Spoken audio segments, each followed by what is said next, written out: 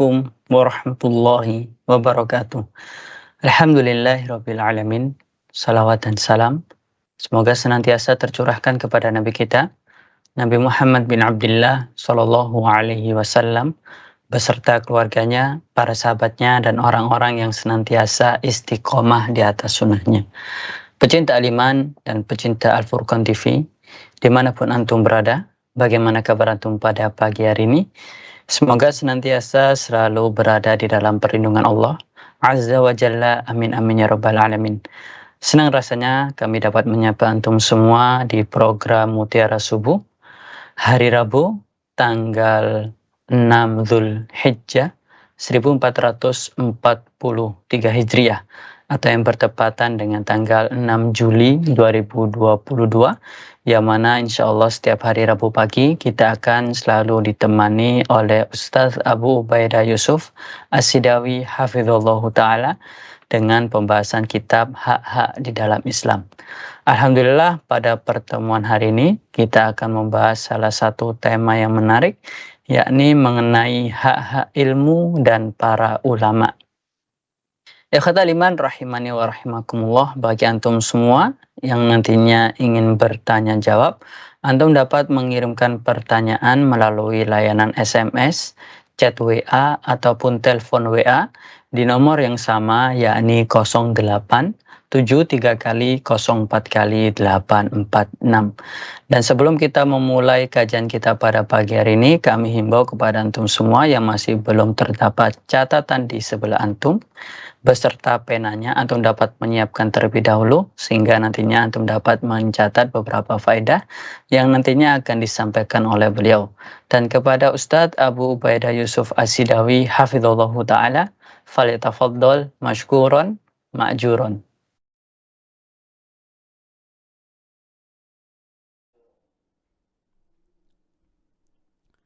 Bismillahirrahmanirrahim. Assalamualaikum warahmatullahi wabarakatuh. Alhamdulillahirabbil alamin. Wa bihi nasta'in ala umurid dunya waddin.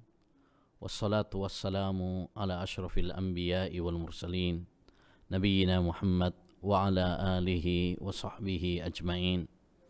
Wa man ihtada bihudah wattaba atharahu ila yaumiddin. Amma ba'd. Kaum muslimin wal muslimat, para pemirsa Al-Iman TV dan Al-Furqan TV yang semoga senantiasa dirahmati dan diberkahi oleh Allah Subhanahu wa ta'ala dimanapun berada.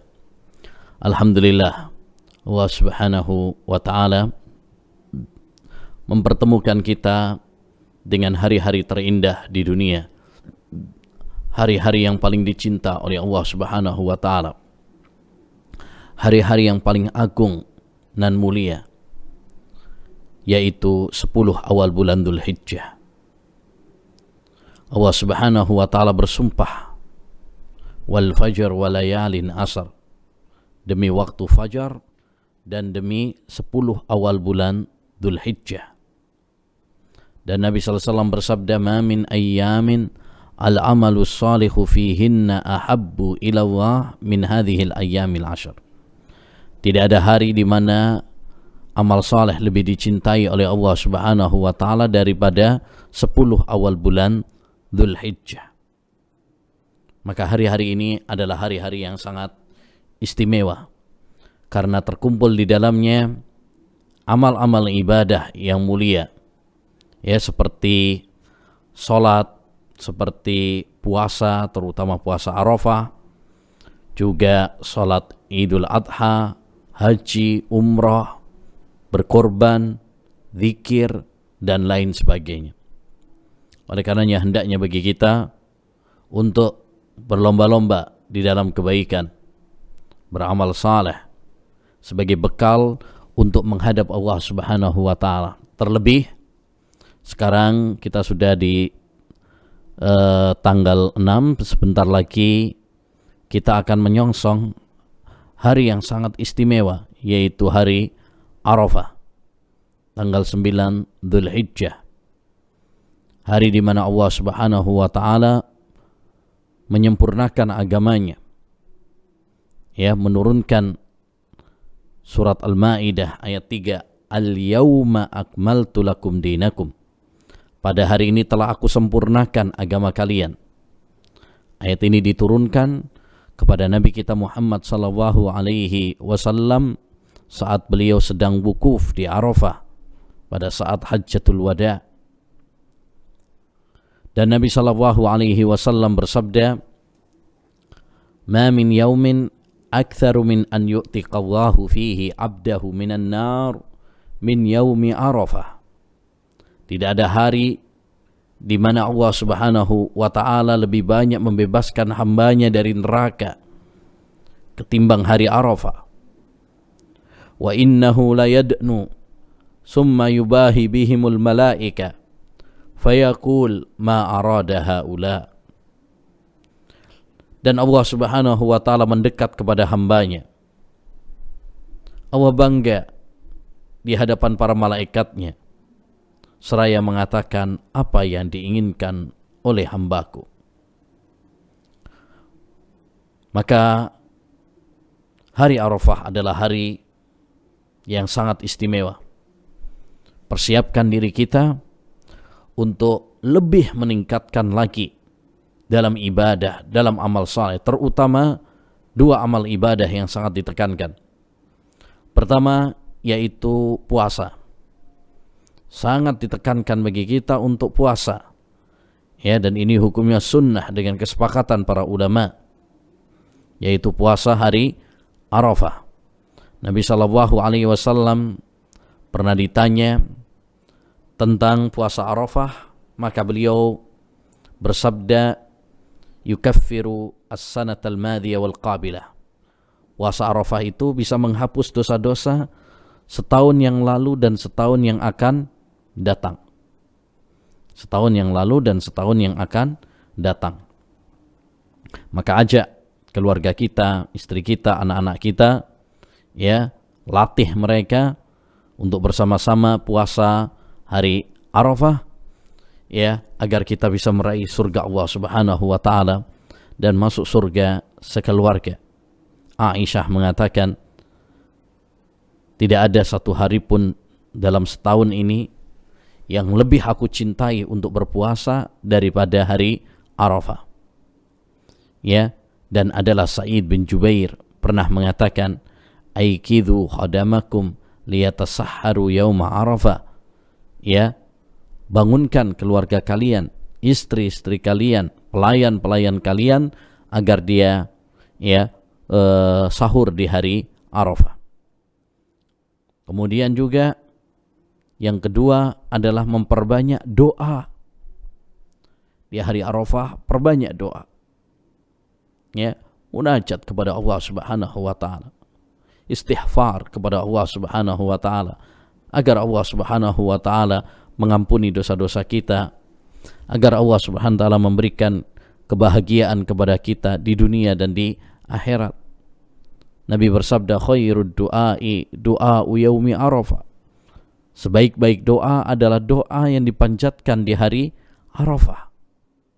Ya, maka persiapkan doa-doa terbaik kita untuk diri kita, untuk keluarga kita, orang tua kita, istri kita dan anak-anak kita serta seluruh kaum muslimin.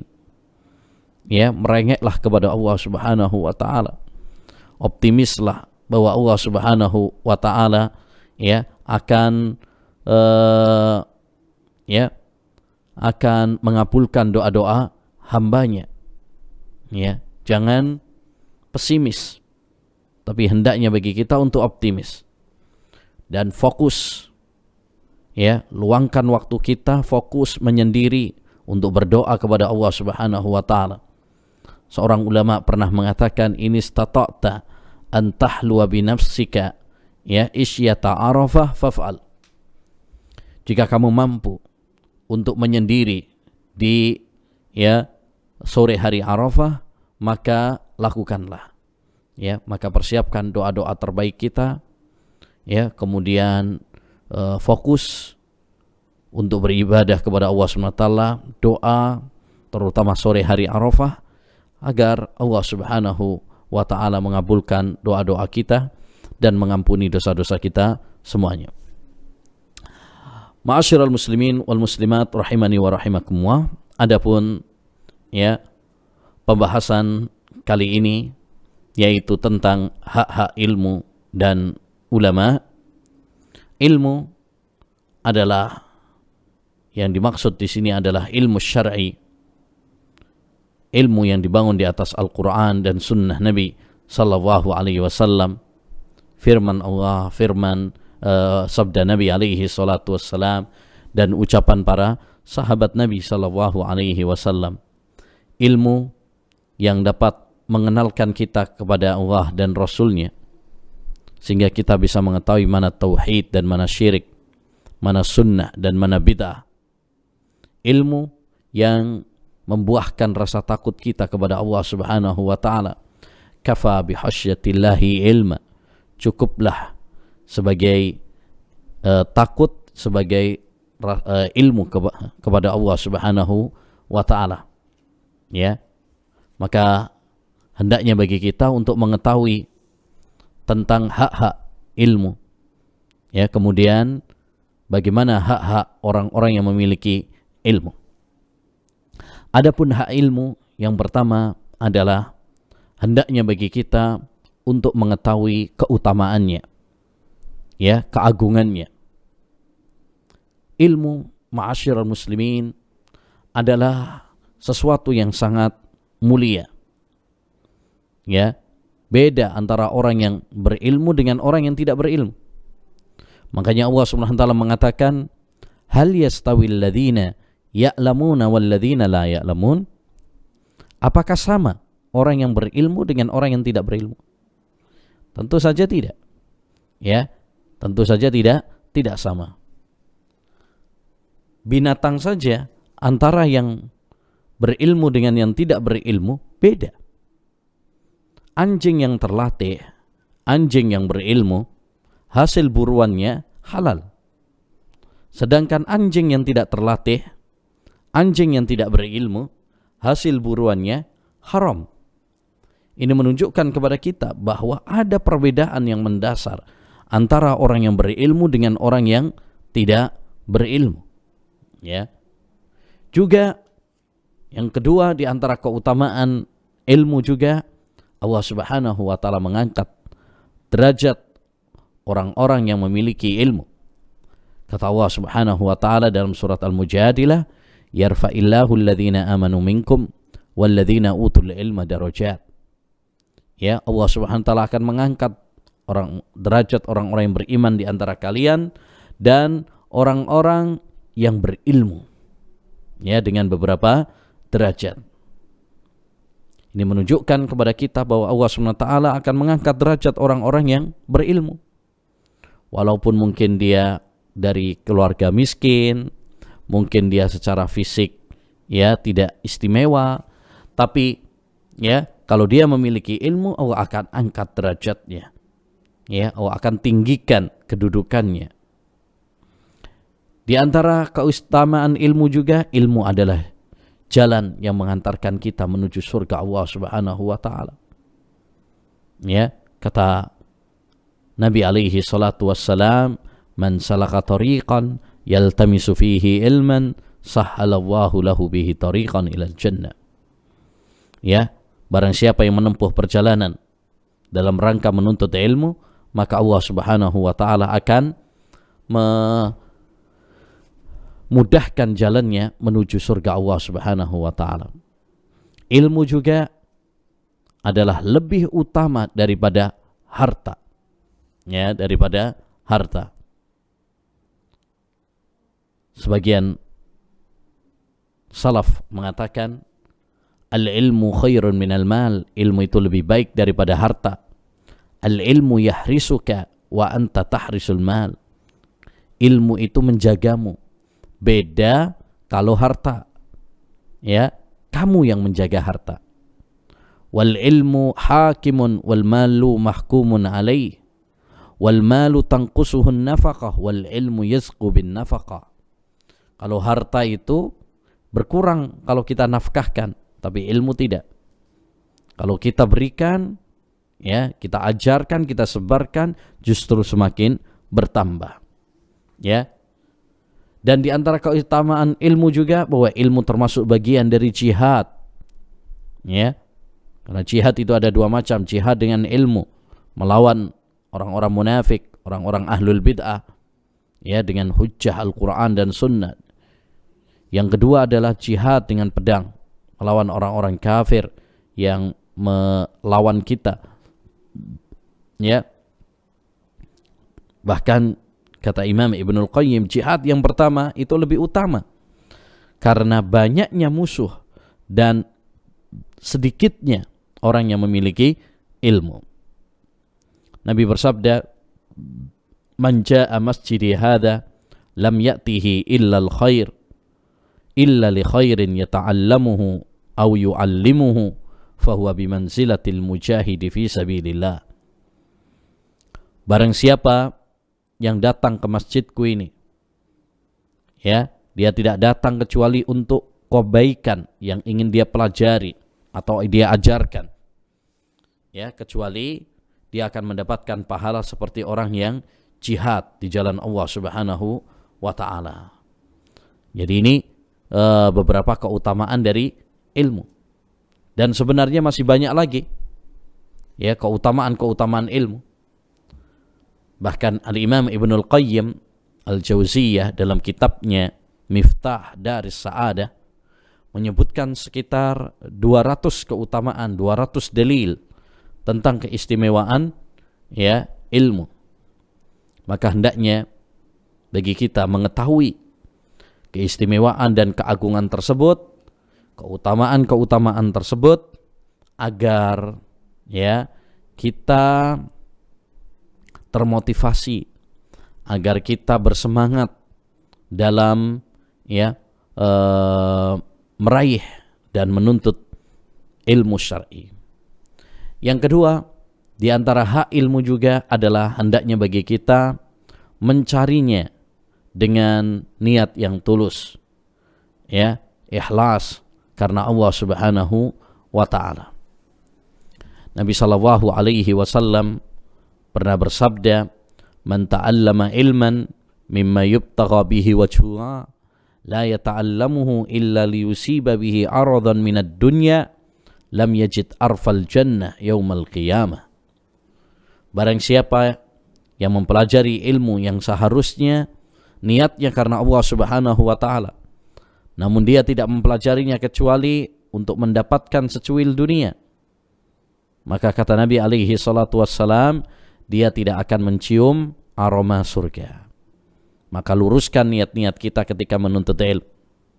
Ya, niatkan kita dalam menuntut ilmu dalam rangka untuk beribadah kepada Allah Subhanahu wa ta'ala.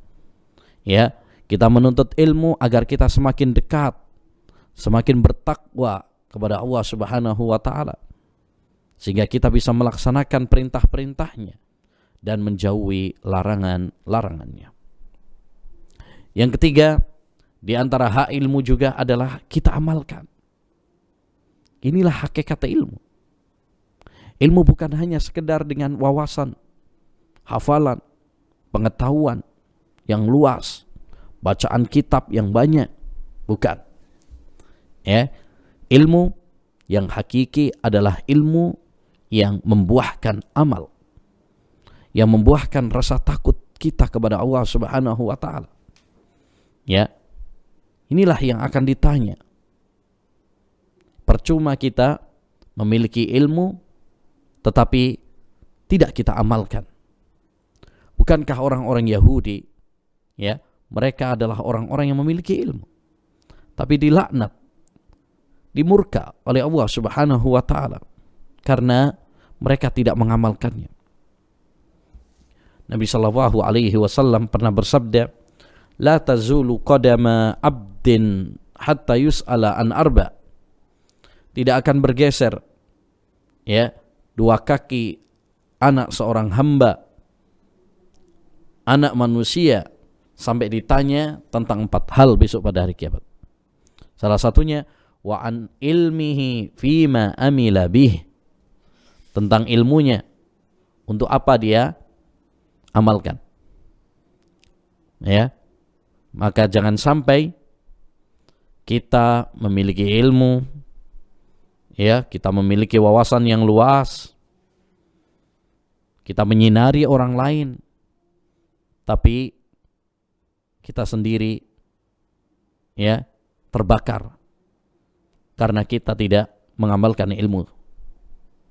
Rasulullah SAW pernah bersabda, masalul ladzi yu'allimun nasal khair wa yansa nafsah kamasalis siraj yudhi'u linnas wa yuharriku nafsah. Perumpamaan orang-orang yang mengajarkan kebaikan kepada manusia, tapi dia lupa terhadap dirinya, seperti lampu menyinari orang lain, menyinari manusia, tetapi malah membakar dirinya. Ya, naudzubillah min dzalik. Rasulullah sallallahu alaihi wasallam juga pernah mengabarkan, marartu lailatan usriya bi, aku pernah melewati pada suatu malam ketika Isra Mi'raj, bi aqwamin tuqradu shifahum bi maqarid min nar. Ya, aku melewati suatu kaum yang menggunting lidah mereka dengan gunting dari neraka. Qultu man haula'i ya Jibril, siapa mereka wahai Jibril? Maka Nabi SAW menjawab, khutaba'u ummatik alladzina yaquluna ma la yaf'alun. Ya, mereka itu adalah para khotib umatmu wahai Nabi, yang mengatakan apa yang tidak mereka lakukan. Yani mereka menganjurkan manusia kewajiban-kewajiban, tapi mereka sendiri tidak mengerjakannya. Mereka melarang manusia, tapi mereka sendiri menerjangnya, sehingga ilmu mereka tidak berbarokah. Ya, ilmu mereka tidak bermanfaat. Makanya jangan lupa minta kepada Allah ilmu yang bermanfaat, dan berlindung kepada Allah dari ilmu yang tidak bermanfaat. Ya, salullaha ilman nafi'an, mintalah kepada Allah ilmu yang bermanfaat, dan berlindunglah kepada Allah dari ilmu yang tidak bermanfaat. Ya, makanya di antara doa Nabi SAW, Allahumma inni as'aluka ilman nafi'a, ya Allah, aku memohon kepadamu ilmu yang bermanfaat. Dan di antara doa Nabi, Allahumma inni a'udzubika min ilmin la yanfa. Ya, ya Allah, aku berlindung kepadamu dari ilmu yang tidak bermanfaat.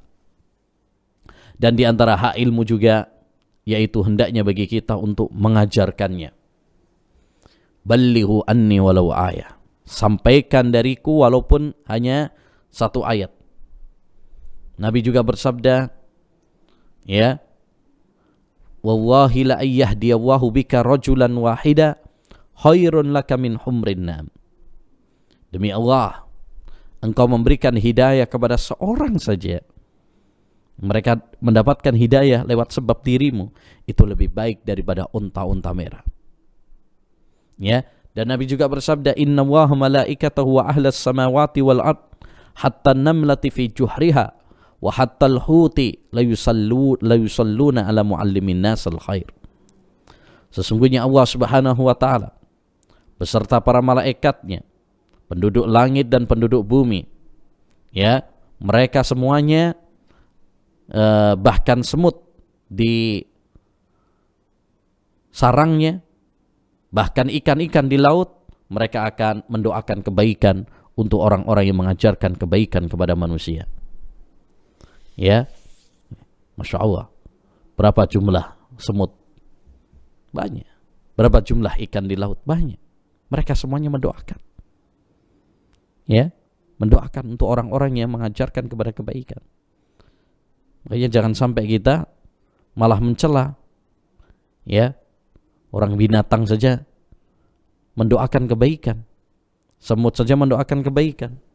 Jangan sampai kita malah tidak mendoakan kebaikan, tetapi malah menjelek-jelekkan para ulama, para dai. Jadi di antara hak ilmu juga adalah kita sebarkan, bukan hanya untuk diri kita saja, tetapi kita sampaikan kepada, ya, yang lain. Kata Imam Ibnul Mubarak, la a'lam ba'da nubuwati afdhala min bathil ilm. Aku tidak mengetahui suatu amalan yang lebih utama daripada menyebarkan ilmu, Taib. Adapun hak-hak para ulama, pewaris-pewaris Nabi, ya, yang menyampaikan Al-Quran dan Sunnah, mengajarkan tauhid, mengajarkan sunnah, mengajarkan kepada manusia untuk beribadah kepada Allah, takut kepada Allah Subhanahu wa taala, untuk mengingat akhirat, tidak tertipu dengan gemerlapnya dunia. Mereka adalah orang-orang yang dipilih oleh Allah Subhanahu wa taala. Ya, maka hendaknya bagi kita untuk memuliakan mereka, mengetahui ya hak-hak mereka. Di antara hak-hak para ulama, yang pertama, hendaknya kita mengetahui keutamaan mereka. Mereka adalah orang-orang yang dimuliakan oleh Allah Subhanahu wa taala. Yarfa'illahu alladhina amanu minkum walladzina utul ilma darajat. Ya, Allah mengangkat derajat orang-orang yang beriman dan orang-orang yang berilmu. Wajib bagi kita untuk memuliakan para ulama. Ya. Nabi bersabda, "Laisa minna man lam yujilla kabirana wa yarham sahirana wa ya'rif li'alimina haqqah." Bukan termasuk golongan kami orang yang tidak memuliakan yang lebih tua di antara kami, lebih menyayangi orang yang lebih kecil di antara kami, dan orang yang tidak mengetahui hak-hak para ulama kami. Ini bukan termasuk golongan Nabi Muhammad SAW. Golongan Nabi Muhammad SAW, ya, mereka mengerti tentang adab, ya, bagaimana mereka memuliakan orang-orang yang berilmu, mengagungkan tanpa berlebihan. Yang kedua, di antara hak para ulama adalah menjadikan mereka sebagai rujukan, ya, dalam masalah agama, dalam masalah halal dan haram. Ketika kita tidak bisa mengetahui suatu permasalahan, samar bagi kita nggak tahu ilmunya tentang suatu permasalahan agama, hendaknya bagi kita bertanya kepada para ulama. Mereka lah orang-orang yang memiliki ilmu.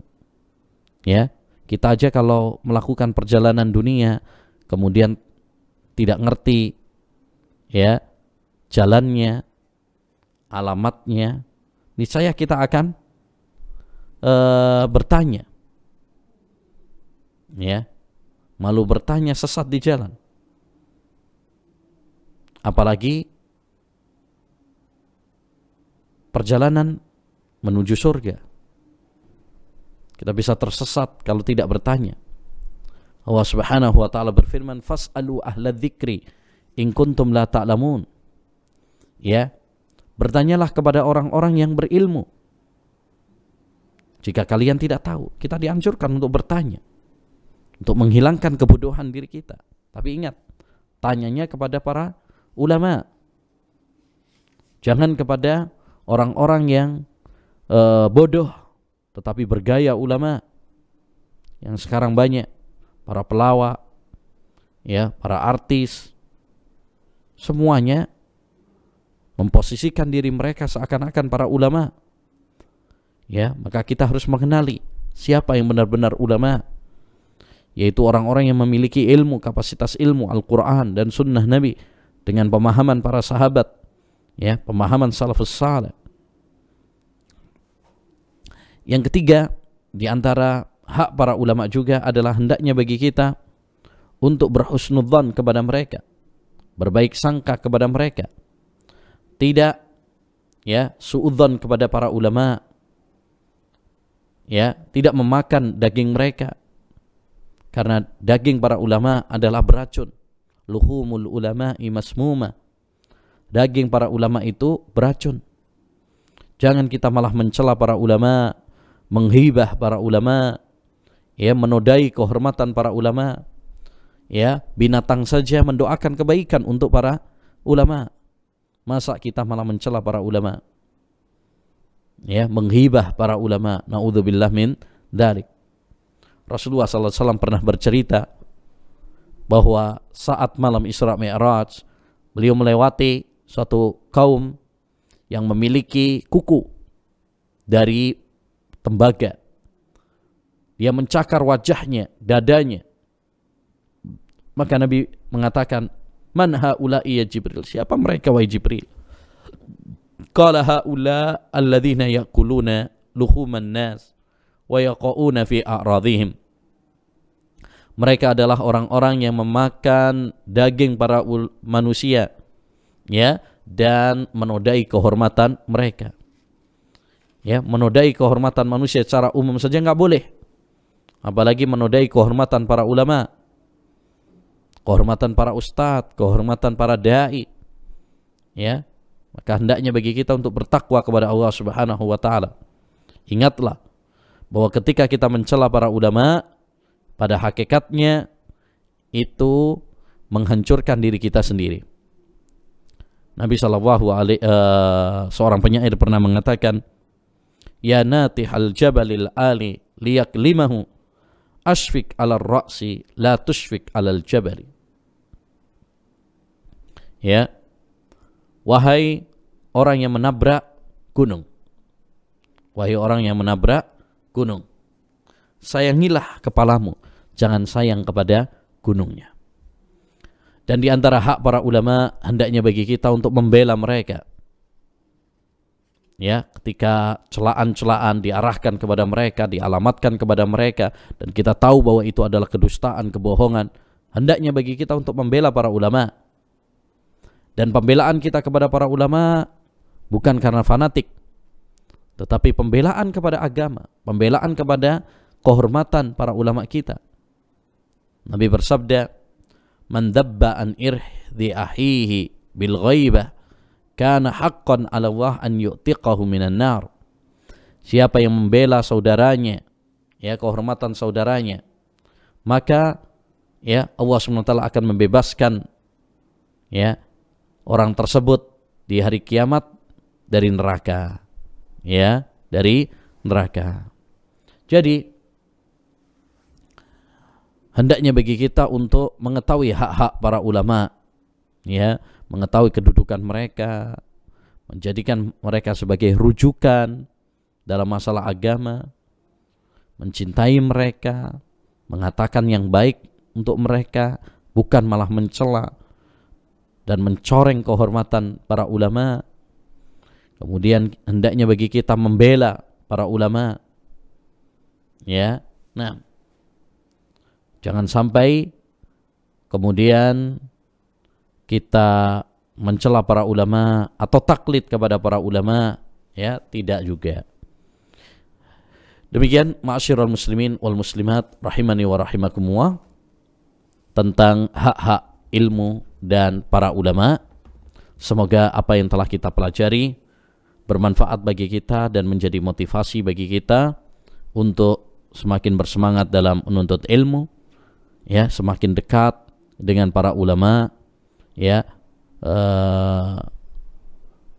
Semoga Allah Subhanahu wa taala, ya, menambahkan ilmu yang bermanfaat bagi kita semuanya. Amin ya rabbal alamin. Wa sallallahu wasallam ala nabiyyina Muhammad wa ala alihi wa sahbihi wasallam.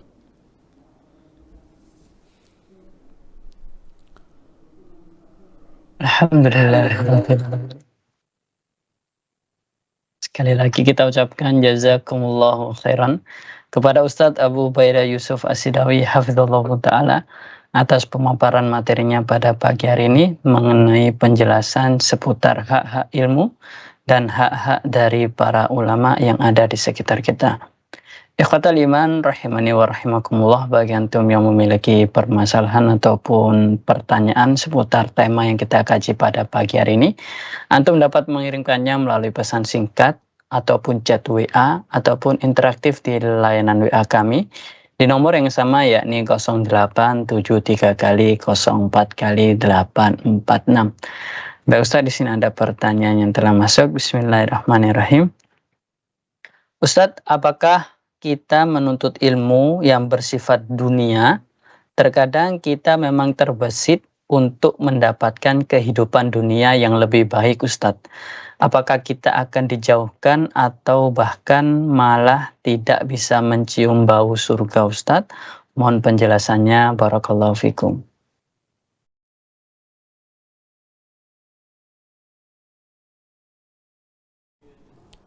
Nah, ikhlas itu berat. Ya, setan akan selalu berusaha merusak niat-niat kita.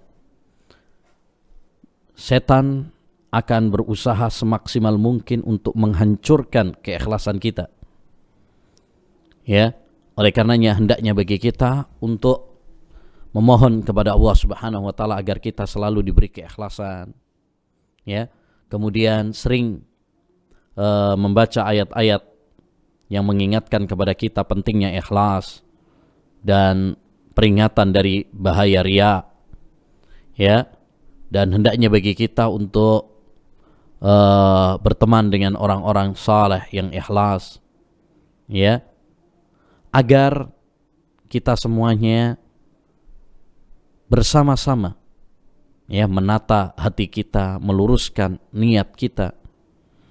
Karena setan tidak akan berhenti untuk menyelewengkan kita, terutama dalam masalah niat.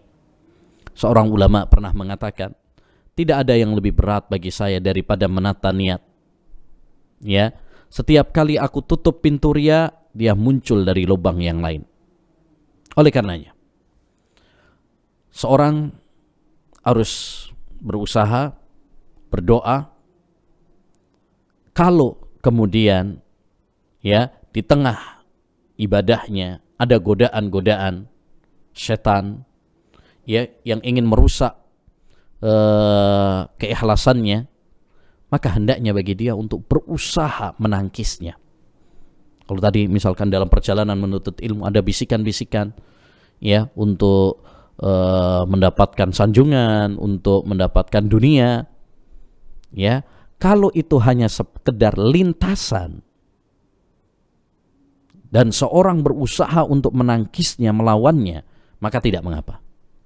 Ya, itu suatu hal yang wajar karena berarti ada keimanan di dalam hatinya. Setan itu tidak akan menggoda hati yang rusak, tetapi yang dia incar adalah merusak hati yang masih memiliki iman. Ya. Dahulu para ulama mengatakan talabnal ilma li ghairillah fa'aba ay yakuna illa lillah. Kami awalnya menuntut ilmu itu bukan karena Allah, cuma karena seneng aja. Ya. Tetapi Allah enggan kecuali niat kami karena Allah Subhanahu wa taala. Artinya, dulu para ulama juga kadang awal-awal menuntut ilmu niatnya bukan karena untuk ibadah, bukan karena ikhlas lillahi jalla wa ala, ya, tetapi karena mungkin hobi begitu aja, mungkin karena paksaan orang tua dan sebagainya. Tapi ya semakin dia mendalami ilmu, semakin mengantarkan dia menuju keikhlasan. Ya. Jadi, kalau seorang ada bisikan-bisikan setan dan dia berusaha untuk menangkisnya, melawannya, ya, maka hal itu tidak mengapa. Ya, tidak mengapa, tidak menodai keikhlasannya insyaallah taala. Tapi kalau dia ada bisikan-bisikan tersebut, kemudian dia menyerah, membiarkan begitu saja, maka ini bisa merusak niatnya, keikhlasannya. Wallahu a'lam. Makanya sekali lagi ikhlas itu berat, maka kita harus selalu berusaha mengevaluasi tentang niat-niat kita. Wallahu a'lam.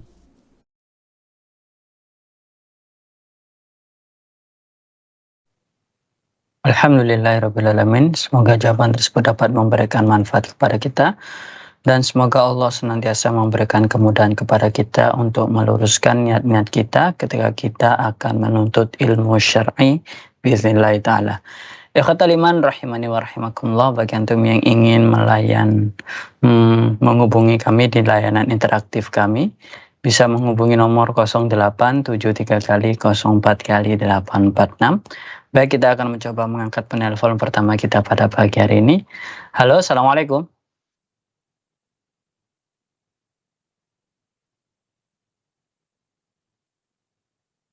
Waalaikumsalam warahmatullahi Dari wabarakatuh. dari siapa dan di mana, Bapak? Rasid Jakarta Pusat. Masya Allah. Baik Bapak, silahkan pertanyaannya. Assalamualaikum Pak Ustadz. Terkait dengan ilmu ini Pak Ustadz. Yang saya maksud adalah ilmu yang syariat. Ada yang semacam apa ya? Dan kita katanya beradab dulu baru berilmu. Nah, pertanyaan saya dari beberapa kali mengikuti kajian, ya umumnya ilmu. Pelajaran tentang adabnya ini di mana ya Pak Ustadz ya?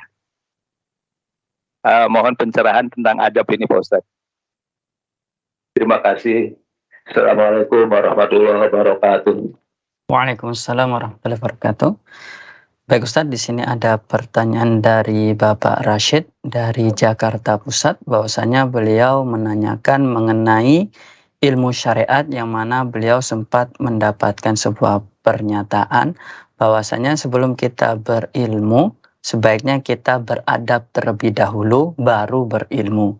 Dari beberapa kajian yang beliau ikuti, pada umumnya semuanya membahas mengenai ilmu Ustadz, sehingga beliau tidak mendapatkan mengenai apa itu adab Ustadz, adab itu Ustadz. Lalu apa yang harus beliau lakukan ini Ustadz terkait adab ini? Mohon penjelasannya Ustadz. Barakallahu fikum.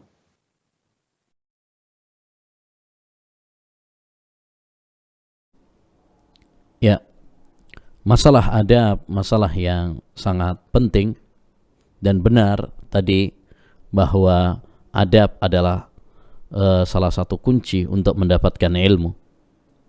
Dahulu para ulama mengatakan bil adab tafhamul ilm, dengan adab engkau akan mendapatkan ilmu. Ya. Dan para ulama salaf juga, mereka belajar adab sebelum belajar ilmu. Seperti dikatakan oleh Ibnu Sirin, kanu yata'allamuna al-hadya kama yata'allamu qabla an yata'allamul ilm. Adalah para ulama dahulu belajar adab sebelum belajar ilmu terlebih dahulu. Ya, karena kita tidak akan meraih ilmu kalau kita tidak menghormati ilmu dengan adab-adab kita. Kalau kita tidak menghiasi diri kita dengan adab dalam menuntut ilmu, tidak menghormati guru, tidak menghormati majelis ilmu, ya, tidak beradab dengan adab-adab penuntut ilmu, bagaimana kita akan meraih ilmu? Maka perhatikan adab. Ini salah satu kunci untuk mendapatkan ilmu. Dari mana kita mendapatkan adab? Pertama, kita belajar. Karena adab itu adalah dengan mempelajari. Dalam Al-Quran, dalam hadis, banyak bertebaran ayat-ayat dan hadis-hadis yang berkaitan tentang adab. Bahkan dibukukan oleh para ulama dalam kitab-kitab mereka. Misalkan Al-Imamul Bukhari punya buku Al-Adabul Mufrad, hadis-hadis tentang adab. Hadis-hadis tentang adab. Juga Syekh Abdul Razak, yang sudah pernah kita bahas di Al-Iman TV juga, Ahadisul Akhlaq, hadis-hadis akhlak. Ini penting untuk kita pelajari. Untuk kita pelajari, untuk kita bahas, agar kita tahu bagaimana adab seorang muslim kepada Allah Subhanahu wa taala, kepada Rasul, kepada orang tua, kepada tetangga, kepada suami, kepada istri, kepada anak, kepada kerabat, adab kepada masyarakat dan lain sebagainya. Kemudian juga kita mengambil adab dari para ulama, para ustadz yang mengamalkan ilmu-ilmu mereka. Makanya dahulu banyak orang belajar adab dari para imam, dari guru-guru mereka. Seperti misalkan disebutkan oleh Imam Adz-Dzahabi dalam kitabnya Syiar A'lamun Nubala, bahwa yang hadir dalam majelis Imam Ahmad itu 5.000 orang. Ya, 500 orang belajar hadis dari Imam Ahmad. Sedangkan sisanya 4.500 mereka belajar adab dari Imam Ahmad bin Hanbal rahimahullahu taala. Ya. Belajar adab juga bisa dari urf yang baik. Ya, belajar adab itu bisa dari urf, kebiasaan masyarakat yang baik. Ya, masih banyak urf, adat istiadat di masyarakat kita yang baik-baik. Ya. Yang baik-baik maka ambil. Yang tidak bertentangan dengan syariat, yang tidak ada dalil yang mengingkarinya, ambil. Ya.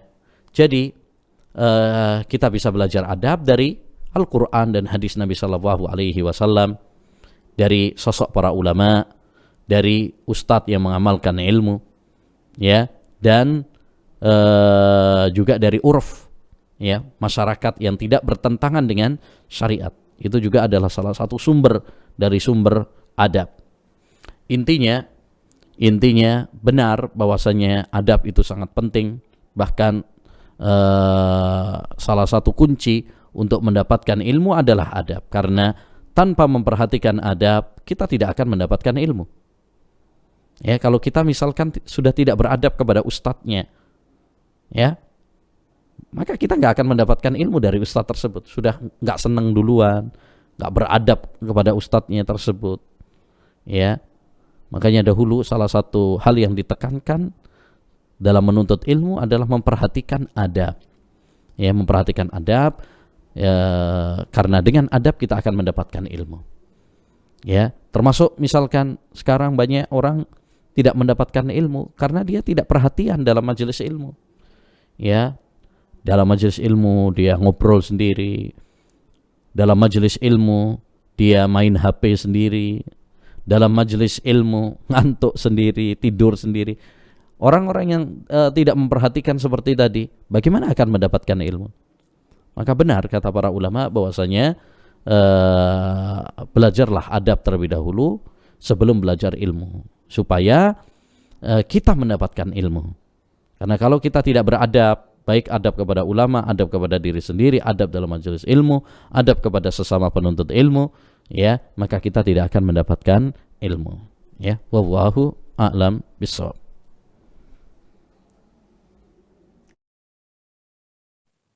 Alhamdulillahirrahmanirrahim. Semoga jawabannya yang disampaikan oleh Ustadz berkaitan mengenai pertanyaan dari Bapak Rosyid dari Jakarta Pusat dapat memberikan manfaat kepada kita.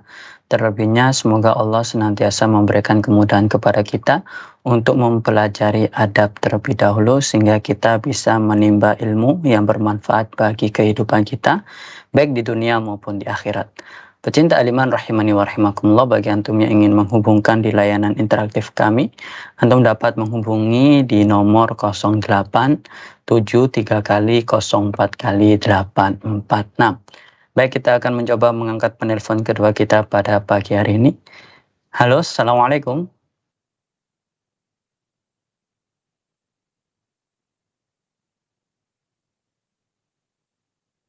Halo, Assalamualaikum.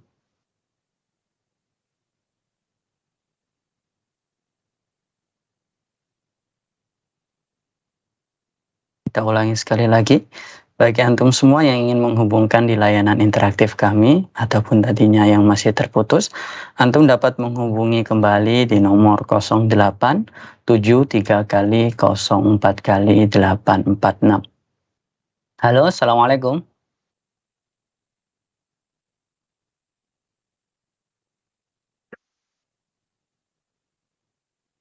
Baik Ustadz, kita akan melanjutkan di sesi melalui chat WA. Bismillahirrahmanirrahim. Ustadz, semoga Allah senantiasa menjaga antum. Jika seorang ibu rumah tangga dengan segala aktivitas di rumah mampunya hanya menuntut ilmu kajian sambil beraktivitas menjaga anak Ustadz, seperti masak dan kegiatan lainnya. Tetapi jika ada kesempatan dapat duduk untuk mencatat ilmu yang didengarkan. Apakah kegiatan seperti ini diperbolehkan Ustadz? Mohon nasihatnya, jazakumullahu khairan.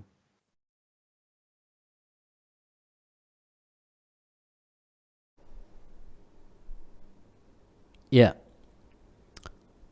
menuntut ilmu banyak sekali sarananya. Ya, jadi sarana untuk menuntut ilmu itu banyak. Tidak harus dengan hadir dalam majelis ilmu. Sekalipun sarana yang paling utama adalah hadir duduk di majelis ilmu.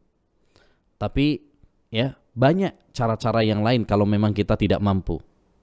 Ya, bisa dengan sekarang ya mendengarkan radio, ya, menyaksikan TV seperti ini, misalkan kajian lewat televisi seperti ini, ya.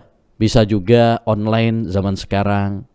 Jadi banyaklah ya cara-cara menimba ilmu, ya. Kalau memang kita mampu hadir dalam majelis ilmu, itulah yang paling penting. Karena itulah yang berbarokah. Ya, itulah yang banyak manfaatnya. Kita hadir dalam majelis ilmu itu ya bisa lebih semangat. Ya, kita mendapatkan keutamaan hadir dalam majelis ilmu, mendapatkan pahala. Kita bertemu dengan teman-teman ya yang bisa saling untuk menguatkan antara satu dengan yang lain. Ya, banyak manfaat-manfaat kalau kita hadir dalam majelis ilmu. Makanya kalau kita bisa untuk hadir dalam majelis ilmu, ya tentu hendaknya bagi kita untuk bersemangat menghadirinya. Karena hakikat ilmu ada di majelis ilmu. Tapi kalau memang tidak memungkinkan karena kita ada tugas-tugas yang lain atau karena jarak yang jauh untuk hadir dalam majelis ilmu, alhamdulillah Allah kasih kemudahan kepada kita pada zaman kita sekarang. Ya, seperti tadi dengan radio, dengan televisi, dengan kajian online, ya, dan lain sebagainya. Fattaqullaha mastata'tum, bertakwalah kepada Allah semampu kalian. La yukallifu nafsan illa wus'aha. Allah tidak membebani jiwa kecuali dengan semampunya. Ya, tapi sekali lagi saya ingatkan, hukum asal menuntut ilmu adalah hadir dalam majelis ilmu. Ya, kalau kita bisa hadir, hadir.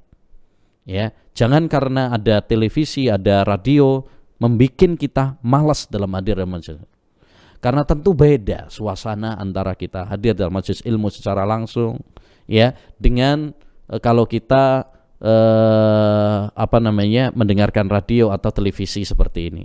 Ya, kalau ya mohon maaf ya, kalau kita mendengarkan atau menyaksikan seperti ini kan biasanya kurang serius.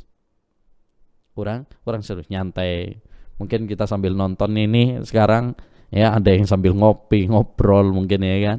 Ya, tapi kalau kita hadir dalam majelis ilmu bisa lebih fokus. Ya, bisa lebih fokus. Tapi kalau memang tidak mampu, tidak memungkinkan, ya, maka kaidah para ulama, ma la yudraku kulluh la yutraku julluh. Kalau kita nggak bisa mendapatkan semuanya, paling tidak sebagiannya. Jangan tinggalkan semuanya. Ya, jadi kalau tadi ibu-ibu misalkan nggak bisa hadir dalam majelis ilmu, misalkan, ya bisanya di rumah sambil masak, sambil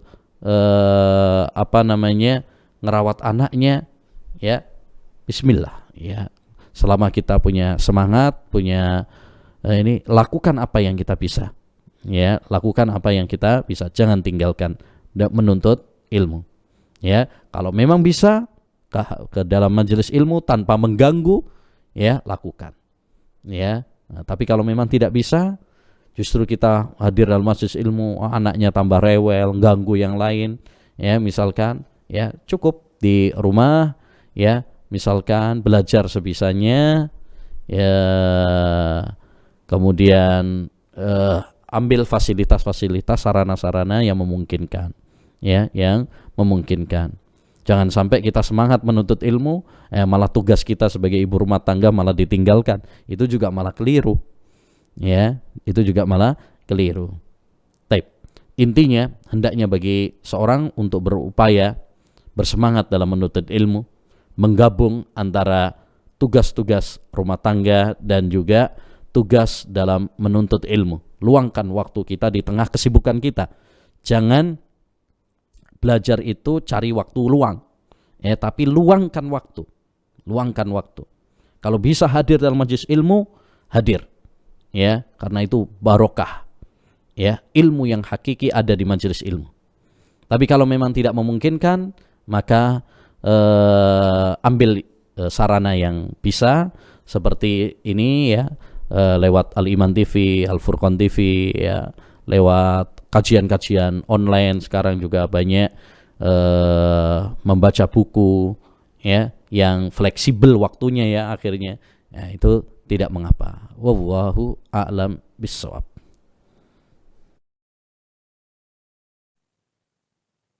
Alhamdulillahirrabbilalamin. Sekali lagi kita ucapkan jazakumullahu khairan kepada Ustadz Abu Ubaidah atas jawaban yang telah disampaikan. Semoga pertanyaan tersebut dapat mewakili kalangan muslimah yang masih terkendala di dalam menuntut ilmu, dan semoga Allah senantiasa memudahkan kepada kita untuk menghadiri majelis ilmu untuk menuntut ilmu agama. Ikhwatal iman rahimani wa rahimakumullah, bagi antum yang ingin berinteraksi, antum dapat menghubungi nomor 0873 kali 04 kali 846. Halo, assalamualaikum.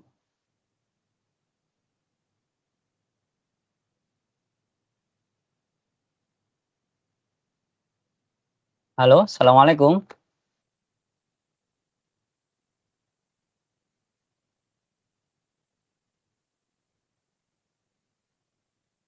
Kepada seluruh pecinta aliman dan para pecinta Al Furqan TV, bagi antum yang ingin berinteraktif di nomor layanan kami, antum dapat langsung menghubungi nomor 0873 kali 04 kali 846, baik melalui layanan berbayar ataupun layanan via WA.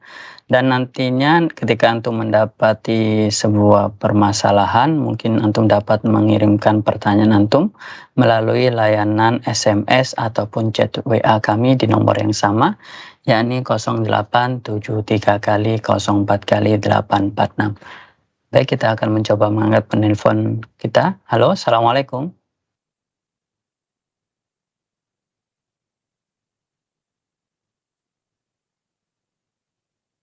Halo, assalamualaikum.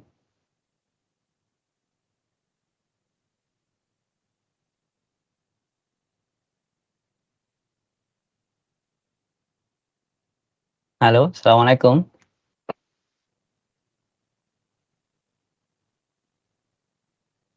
Nampaknya terputus Ustadz. Baik Ustadz, kita akan berlanjut ke pertanyaan selanjutnya. Bismillahirrahmanirrahim. Ustadz, ketika kita memberikan nasihat kepada anak kita untuk berbuat baik, terkadang kami sebagai orang tua masih berbuat buruk terhadap orang lain Ustadz. Apakah pahala yang dilakukan anak kita karena berbuat baik atas nasihat kita masih tetap kita terima Ustadz? Mohon penjelasannya Ustadz. Barakallahu fikum.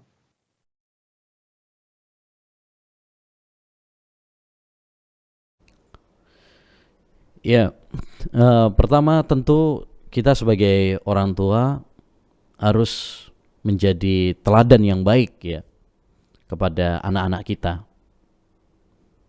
Ya, jangan sampai memerintahkan anak kita kebaikan tapi kita sendiri justru melalaikan.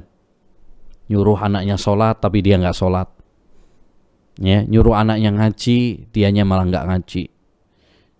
Ya, nyuruh anaknya jilbab ketika sekolah tapi orang tuanya nggak jilbaban malahan. Ya, misalkan. Ya, tentu anak itu sangat meniru dan memperhatikan keteladanan dari orang tua.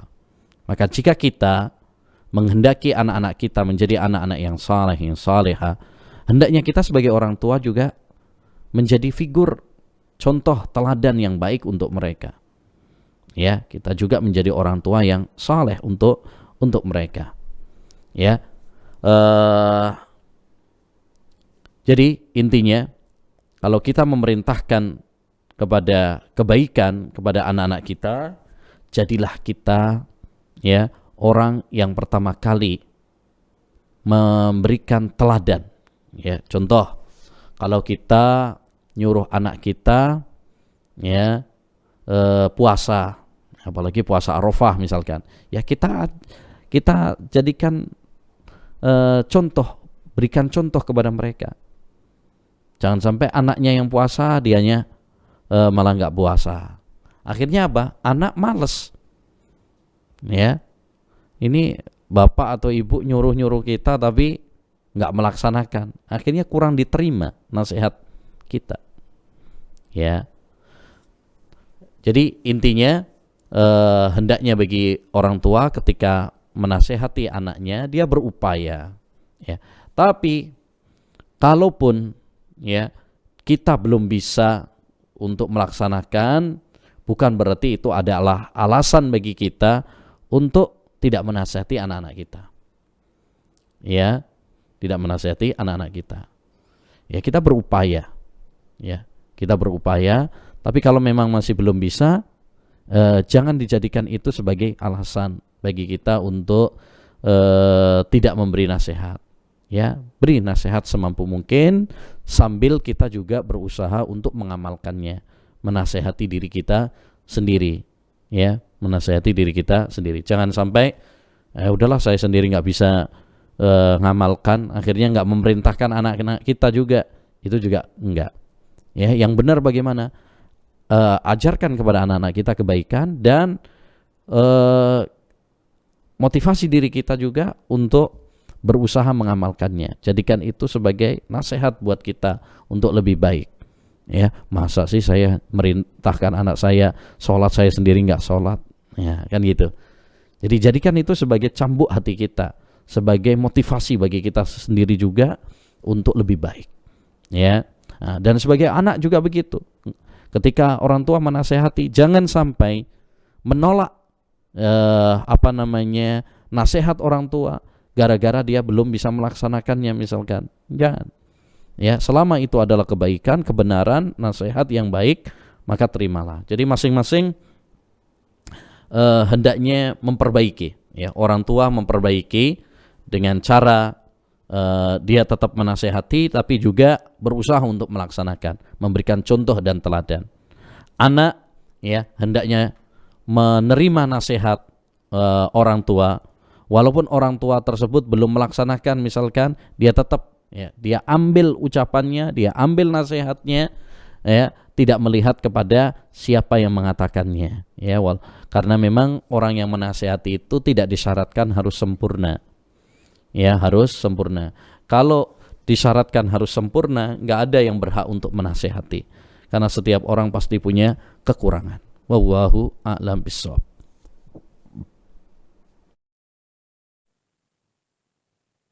Alhamdulillahirrahmanirrahim.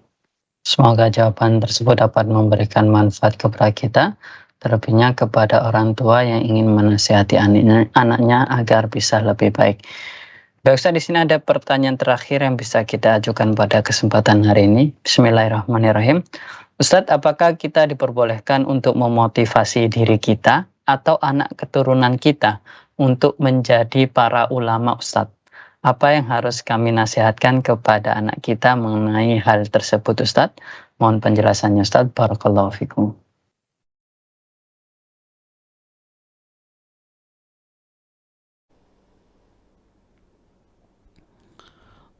Taib.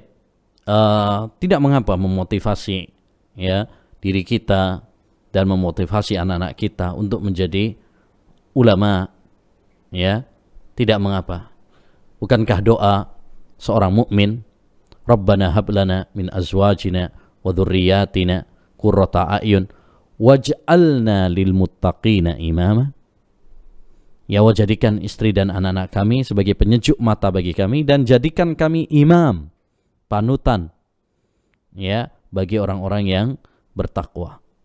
Ya, memang itu adalah dambaan seorang mukmin menjadi orang-orang yang berilmu, para ulama, ya, orang-orang imam, panutan. Itu adalah dambaan kita semuanya. Tapi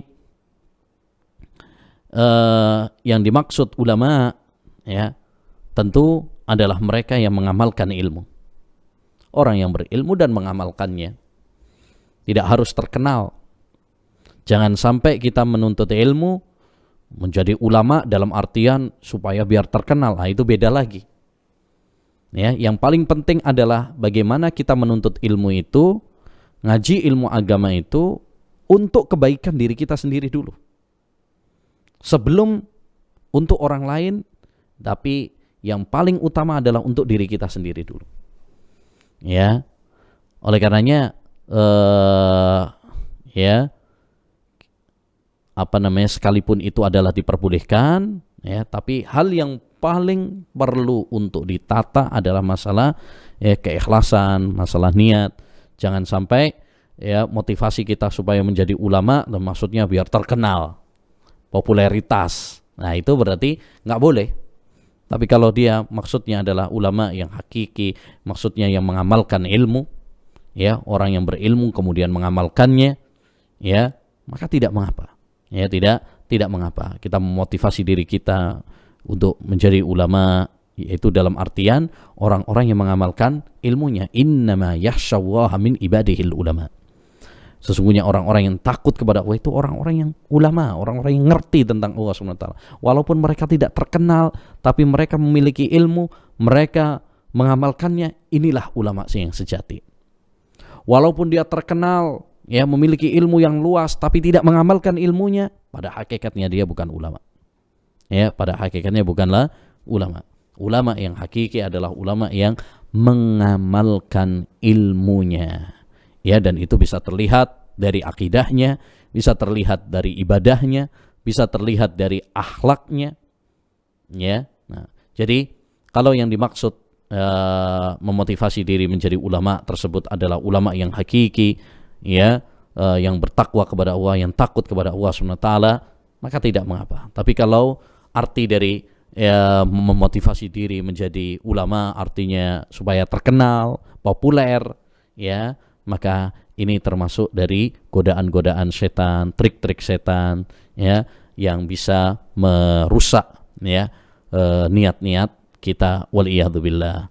Nah, saya kira itu yang bisa kami sampaikan, kurang lebihnya mohon maaf. Dan sekali lagi saya ingatkan, jangan lupa kita sekarang di hari-hari terindah, terutama sebentar lagi kita akan masuk pada tanggal 9 Dzulhijjah, yaitu hari Arafah. Jangan lupa untuk puasa Arafah dan memperbanyak doa dan zikir di hari Arafah. Semoga Allah Subhanahu wa taala mengampuni dosa-dosa kita dan semoga Allah mengabulkan doa-doa kita. Wassallallahu wasallam ala nabiyina Muhammad wa ala alihi wa sahbihi ajma'in. Subhanakallahumma wa bihamdika asyhadu an la ilaha illa anta astaghfiruka wa atubu ilaik. Assalamualaikum warahmatullahi wabarakatuh. Waalaikumsalam warahmatullahi wabarakatuh. Sekali lagi kita ucapkan jazakumullahu khairan kepada Ustadz Abu Ubaidah Yusuf As-Sidawi hafizallahu ta'ala atas pemaparan materinya pada pagi hari ini dan menjawab pertanyaan yang telah disampaikan. Semoga Allah senantiasa menjaga beliau sehingga kita bisa melanjutkan guna membahas ilmu yang bersumberkan dari Al-Quran dan As-Sunnah. Dan tak lupa semoga Allah senantiasa memberikan kemudahan kepada kita untuk meluruskan niat-niat kita ketika kita menuntut ilmu agama. Sehingga nantinya di akhirat kita akan mendapatkan ganjaran sesuai apa yang kita niatkan. Amin, amin ya rabbal alamin. Ikhwatal iman rahimani wa rahimakumullah. Tak lupa saya selaku pembawa acara dan segenap kru Al-Iman TV mohon undur diri dari ruang dengar Anda dan layar televisi Anda. Dan tak lupa kami memohon maaf apabila terjadi kesalahan selama menemani antum, terutama dalam belum bisanya mengangkat seluruh telepon yang telah masuk kepada kami dan menjawab beberapa pertanyaan yang masih belum bisa kita sampaikan kepada Ustadz. Semoga di lain kesempatan kita bisa mengajukannya biiznillah ta'ala. Dan tak lupa kami juga mengucapkan jazakumullahu khairan kepada antum semua yang telah ikut berpartisipasi pada program hari ini. Dan tak lupa kami sampaikan bagi Anda yang ingin berkunjung ke Baitullah, Makkah dan Madinah dalam waktu dekat ini, alhamdulillah umroh bersama Al-Iman telah hadir kembali. Dengan Anda umroh bersama Al-Iman, Anda akan mendapatkan berbagai macam fasilitas dan pelayanan yang istimewa.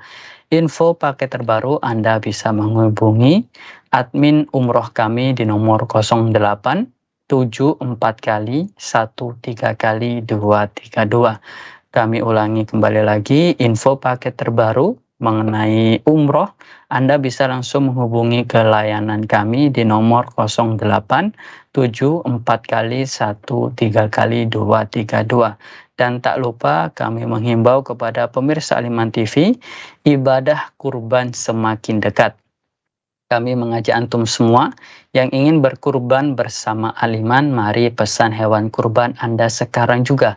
Kami menyediakan hewan kurban domba dengan harga yang terjangkau, kambing dengan ukuran super, dan tentunya sapi dengan kualitas yang bagus.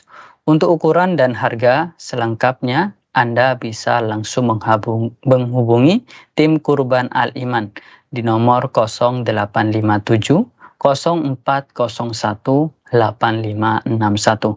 Kami ulangi sekali lagi, bagi antum yang ingin berkurban bersama Aliman, Anda bisa langsung menghubungi tim Kurban Aliman di nomor 0857 0401 8561.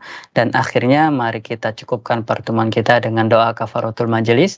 Subhanakallahumma wa bihamdika asyhadu an la ilaha illa anta astaghfiruka wa atubu ilaik. Wassalamualaikum warahmatullahi wabarakatuh.